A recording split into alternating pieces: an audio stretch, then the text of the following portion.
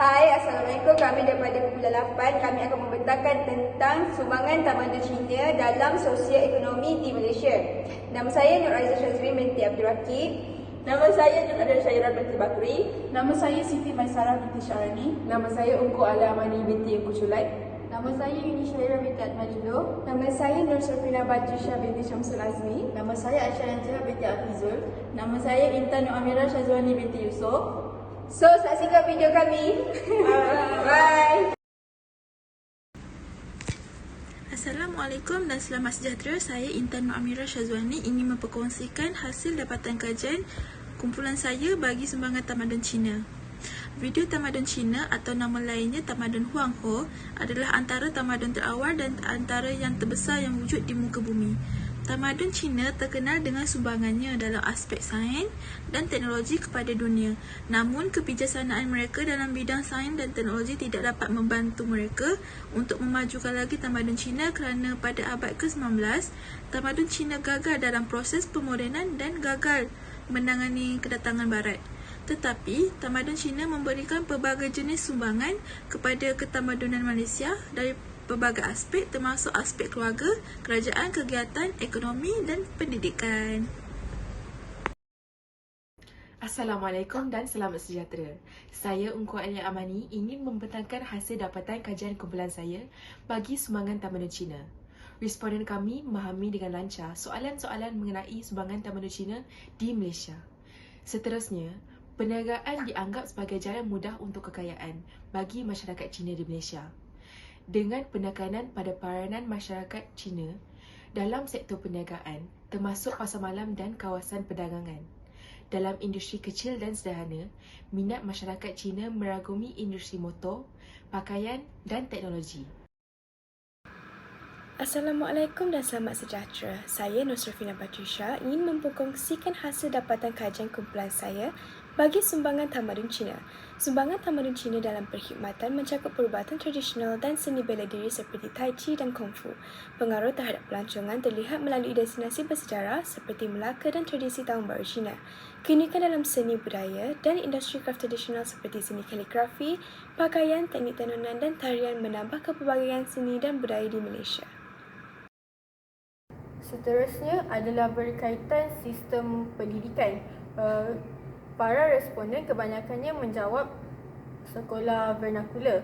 Sekolah vernakular merujuk kepada sekolah yang menggunakan bahasa ibunda dalam pelaksanaan pengajaran dan pembelajaran iaitu PNP di sekolah. Terdapat 3 jenis sekolah vernakular iaitu Melayu, Cina dan Tamil. Para responden memberitahu bukan sahaja orang Cina yang boleh belajar di sekolah Cina tetapi bahasa Melayu dan Tamil juga mampu kerana bahasa Cina merupakan bahasa ketiga di Malaysia. Merujuk daripada ajaran-ajaran tokoh seperti Mozi, Laozi, Confucius dan Mencius. Mereka juga menekankan kepentingan-kepentingan sifat yang adil dan saksama seorang pemerintah sambil menekankan kepentingan kerajaan dalam budaya Cina. Komponen penting berpandukan prinsip moral termasuk tanggungjawab raja untuk melindungi rakyat dan kesihatan raja.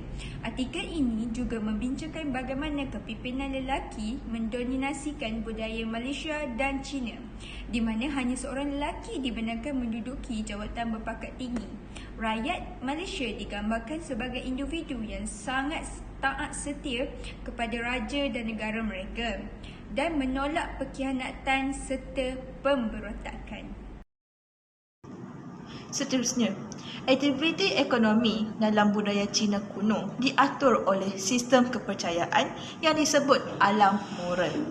Dipercayai juga bahawa aktiviti ekonomi mempunyai kuasa untuk meningkatkan ataupun mengurangkan moral manusia. Konsep seperti wang keuntungan, laba perolehan dan ganjaran balasan sangat dipengaruhi oleh pertimbangan moral. Walau bagaimanapun, adalah penting untuk kita memahami bahawa kerangka moral ini tidak menjamin bahawa ketidakjujuran, rasuah atau kelakuan tidak baik lain tidak akan berlaku. Perbezaan utama antara ekonomi tradisional dan moden terletak pada standard etika mereka. Sama seperti itu, negara kita juga terlibat dalam pelbagai usaha ekonomi dengan usaha untuk mencapai pengiktirafan global yang signifikan. Kami mendapati bahawa ini benar berdasarkan tembual kami juga.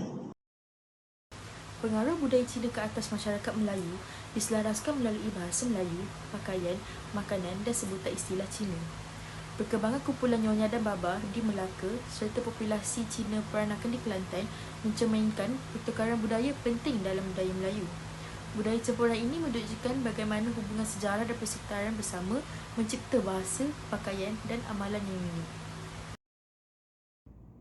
Kesimpulan yang boleh saya buat daripada tajuk ini iaitu tamadun Cina ialah Malaysia mengalami pertukaran budaya yang dinamik antara kumpulan etnik Cina dan juga orang Melayu, membentuk warisan yang pelbagai dan kepelbagaian budaya yang mempengaruhi bahasa, pakaian dan juga tradisi seni.